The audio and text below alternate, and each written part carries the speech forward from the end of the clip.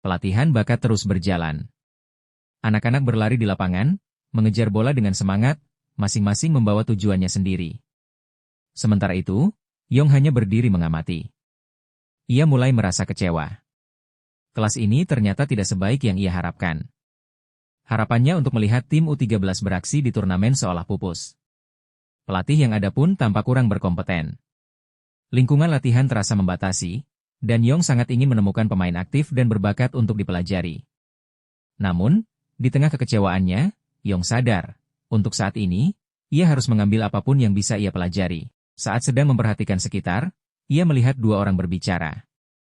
Salah satu dari mereka menarik perhatiannya, seorang pria mengenakan topi. Tatapannya tertuju penuh pada sosok itu. Ternyata, itu adalah Cha Durim. Cha Durim, pemain sepak bola yang dijuluki kereta tanpa tujuan, peralatan manusia, dan Super Triceratops. Ia adalah putra dari Cha Bon, penyerang legendaris Asia sepanjang masa. Yong heran, kenapa seseorang yang pernah tampil di Piala Dunia Korea Jepang bisa berada di sini. Sosok yang lebih tampan dari yang ia bayangkan itu tampak begitu misterius. Sayangnya, Yong tahu suatu hari ia akan botak. Pertemuan ini terasa seperti takdir, atau mungkin hanya kebetulan? Tapi satu hal pasti, ini kesempatan langka. Yong memutuskan untuk mengamatinya lebih dekat. Pelatih menanyakan rencana Durim untuk keberangkatan ke Lucine pada tanggal 26 bulan depan. Durim mengangguk setuju. Yong teringat bahwa Durim memang mendapat panggilan dari Lucine, klub tempat ayahnya bermain, dan memulai debut profesionalnya di sana pada jendela transfer musim dingin. Yong merasa seperti berada di persimpangan jalan. Ia sadar, hanya melihat dari kejauhan tak akan memberikan keterampilan baru. Tapi melewatkan kesempatan ini jelas bukan pilihan. Maka ia mengaktifkan layar Great untuk melihat bakat Durim. Dan hasilnya luar biasa. Durim memiliki kemampuan lari cepat alami pada level U, kecepatan kaki tingkat A, kemampuan melewati lawan juga di peringkat A, serta fisik kuat di peringkat B. Semua ini bertahan selama 500 menit permainan. Yong penasaran, apakah kemampuan ini tergolong unik? Namun, melihat langsung kecepatan luar biasa Durim, ia yakin, itu adalah bakat spesial, dan ia harus mendapatkannya bagaimanapun caranya. Sementara itu, pelatih bertanya apakah Durim sudah menyiapkan dokumen kompetisi remaja. Durim menjawab bahwa ayahnya memintanya mengurus setelah sekolah. Meski ia mengaku tidak terlalu sibuk, rasa lelah masih menghantuinya. Pelatih menyarankan pijat sebagai pereda lelah, tapi Durim menyebutkan bahwa kelelahan itu mungkin berasal dari kondisi medis kronis. Obrolan mereka terhenti saat Yong datang menghampiri. Ia berpura-pura hanya ingin memberikan sesuatu pada kakak laki-lakinya. Padahal, ia ingin membuat kesan. Durim bingung bagaimana Yong bisa mengenalinya, apalagi ia memakai topi tebal. Yong hanya memberikan sebuah botol dengan label sederhana. Mengatakan bahwa ia tak mampu membeli merek mahal, jadi ini bisa membantu mengurangi rasa lelah. Durim awalnya ragu, tapi akhirnya tertawa. Momen kecil ini sukses membuat kesan baik. Pelatih tersenyum dan mengatakan bahwa Yong nyaris tepat sasaran. Ia bahkan meminta Durim untuk mengingat nama Yong baik-baik, karena suatu hari, anak ini akan memimpin sepak bola Korea. Durim heran. Apakah dia benar-benar sehebat itu? Tapi jika pelatih berkata begitu, jelas Yong bukan pemain biasa. Lalu ia bertanya, apakah Yong ingin bermain sepak bola dengannya? Bagi Yong, ini seperti hadiah dari langit. Kesempatan emas untuk bermain bersama seorang bintang masa depan. Dalam hatinya, ia tahu, efek dari B sangat nyata, dan ini baru permulaan dari langkah besarnya menuju puncak dunia sepak bola. Usai latihan, kedua pemain muda itu terengah-engah, berdiri di tengah lapangan dengan napas berat. Cha Durim menepuk bahu Yong dan menyebutkan bahwa gaya tendangannya mengingatkannya pada seseorang yang pernah ia latih, seorang pemain bernama Kei Yuan. Nama itu langsung memicu ingatan Yong. Ia pernah membaca tentang Kei Yuan dalam autobiografi Cha Bum. Di masa depan, pemain itu akan bergabung dengan Liga Inggris.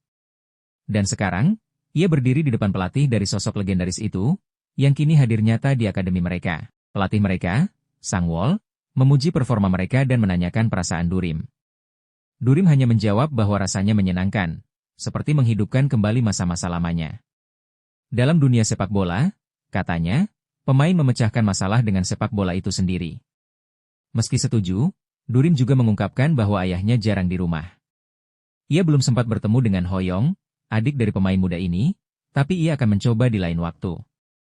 Yang kemudian mendapat kejutan, Duri mengatakan bahwa ayahnya akan mengambilnya untuk dilatih. Ini bukan tawaran biasa. Bahkan, Duri menyebut bahwa Yong adalah satu-satunya anak yang diterima oleh ayahnya untuk dilatih langsung. Yong, yang terharu, langsung memohon. Ia ingin lebih dari sekadar pelatihan rutin. Ia ingin Durim sendiri membimbingnya, seperti yang ia lakukan terhadap Kei Yuan. Ia ingin menjadi pemain hebat, bukan hanya yang baik, dan merasa Durim adalah kunci itu. Dengan penuh semangat, ia bertanya apakah boleh berkunjung ke rumah Durim untuk belajar langsung. Namun, Duri menolak halus, menyebutkan kesibukannya dan kekhawatiran orang tua Yong. Tapi saat ia melihat kesungguhan Yong, sesuatu berubah. Ia bertanya di mana Yong tinggal. Mendengar bahwa rumahnya ada di Anyang, Provinsi Gyeonggi, Durim tampak merenung. Ia lalu menjelaskan bahwa ia memang diminta oleh ayahnya untuk melatih beberapa anak, meski hanya 1 jam sehari, selama 1 bulan, di sekolah swasta dekat rumah tempat ia biasa lari pagi. Dan kebetulan, rumahnya kini berada di Jongno, meski ia tinggal di Amang, dekat rumah seorang teman. Bagi Yong, ini adalah keajaiban kecil. Durim ternyata tinggal cukup dekat. Kesempatan untuk berlatih dengannya terasa semakin nyata. Hari berikutnya, saat Durim sedang melakukan peregangan pagi, Yong menghampirinya. Tatapan mereka saling bertemu, dan tanpa kata-kata, mereka mulai berlari bersama di jalanan. Bagi Yong, ini adalah awal dari pelatihan impiannya. Sementara itu, dalam benaknya, muncul rasa syukur yang mendalam. Ia sadar, ini semua terjadi karena koneksi yang tak bisa dibeli dengan uang. Ini lebih dari sekadar latihan. Ini adalah peluang emas yang muncul sekali seumur hidup. Lalu, layar Great aktif kembali. Yong melihat bakat yang bisa ia salin dari Durim. Beberapa bakat tampak menggoda, umpan cepat, kecepatan kaki tingkat tinggi. Tapi yang paling menarik perhatiannya adalah bakat bawaan kecepatan tinggi. Kemampuan ini memungkinkan pemain untuk mencapai bola lebih cepat. Bahkan saking cepatnya, bisa menimbulkan masalah keseimbangan. Namun, harga dari bakat ini tinggi. Ia membutuhkan waktu 30 hari penuh untuk benar-benar menguasainya. Dan selama periode itu, Yong tak akan bisa menyalin bakat lain. Itu adalah pengorbanan besar. Tapi bagi Yong, ini sepadan. Apalagi, tak ada turnamen besar selama bulan itu, jadi fokus pada satu hal adalah keputusan yang tepat. Yong akhirnya memilih. Ia tahu bahwa bakat tingkat tinggi tak akan mudah didapat. Rasanya seperti mencerna makanan berat, perlahan, tapi berdampak besar. Tapi justru karena itulah ia yakin. Karena kini, ia telah memulai perjalanan nyata. Jalan seorang calon legenda sepak bola. Langkah demi langkah, hari demi hari, perjalanan seorang bocah bernama yang semakin mendekati impiannya menjadi pemain sepak bola sejati. Waktu seolah berlalu cepat, dipenuhi rutinitas antara latihan intens dan syuting yang melelahkan. Di tengah padatnya hari-hari itu, sebuah kabar mencuat, pada pertengahan November, salah satu manajer tim Sodori ditangkap karena dugaan manipulasi hasil pertandingan. Namun, hal itu tak menghentikan laju pertumbuhan tim. Sodori tetap melaju, terus berkembang dari minggu ke minggu. Sementara itu, di sisi lain dunia, Liga Premier menyambut kehadiran pemain ajaib berusia 16 tahun yang mencuri perhatian publik. Ia menjalani debutnya bersama Everton dan melontarkan satu kalimat yang langsung mengguncang Korea. Namanya, Wayne Erie.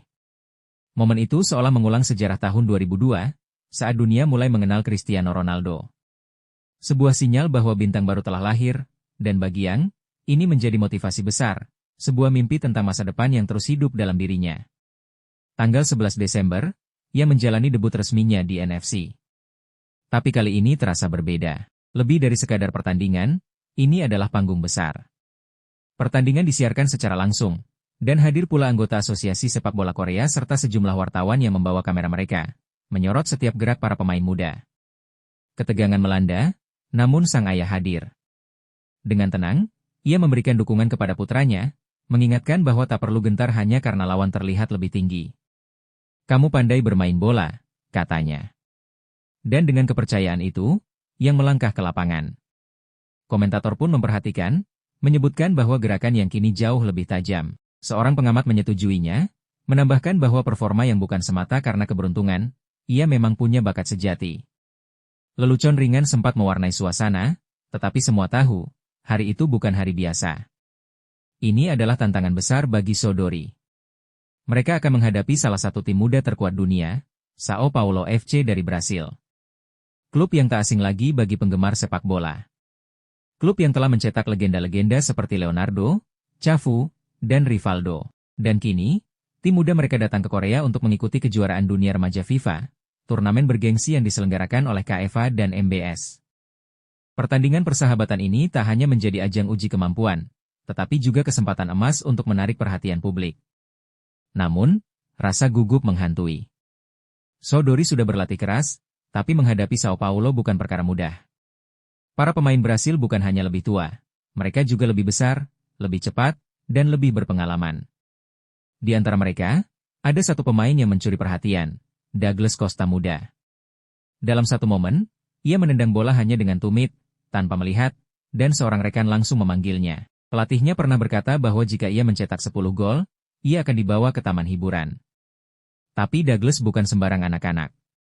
Ia adalah calon superstar Brasil, pernah mencetak 15 gol dalam satu musim hanya dalam laga persahabatan. Bagi Yang, kehadiran Douglas adalah ancaman sekaligus tantangan. Ia mengaktifkan layar keserakahannya dan menatap data Douglas.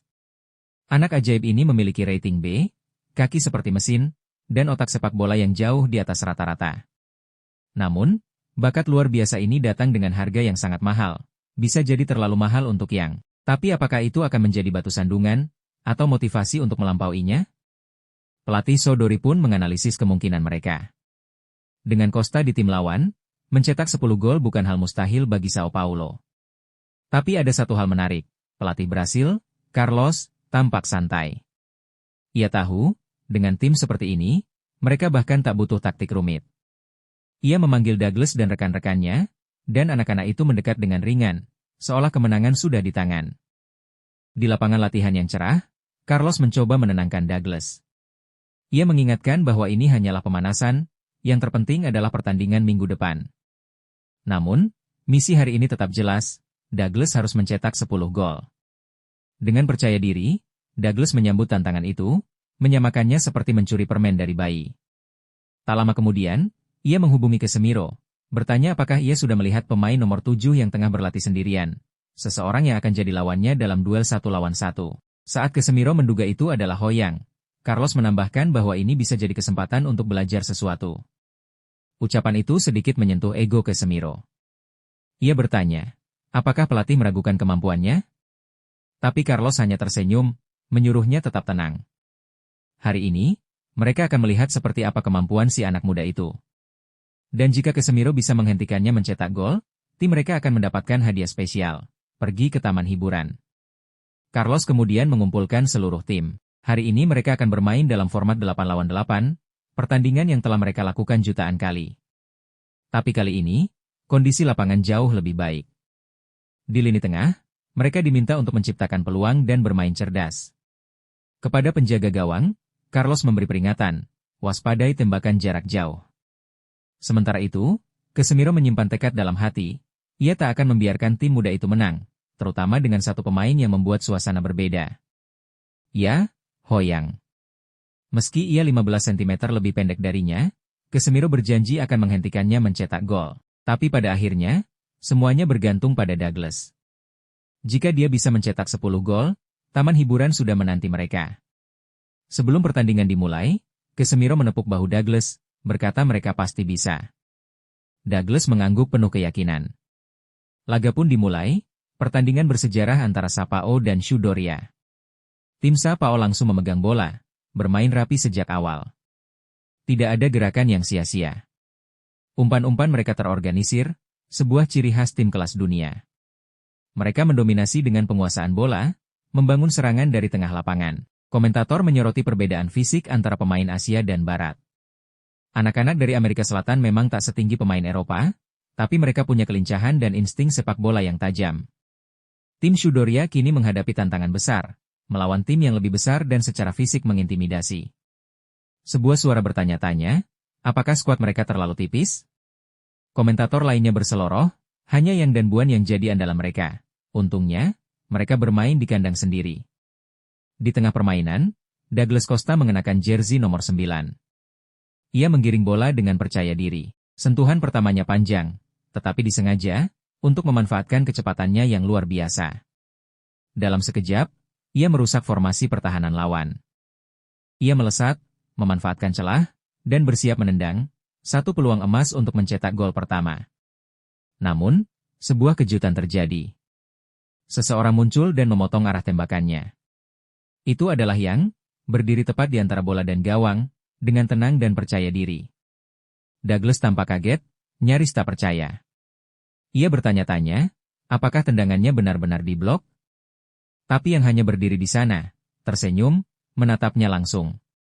Dengan keringat menetes di wajahnya, Douglas mencibir, menyalahkan keberuntungan. Tapi satu hal sudah jelas, permainan baru saja dimulai kembali, dan itu tidak akan mudah.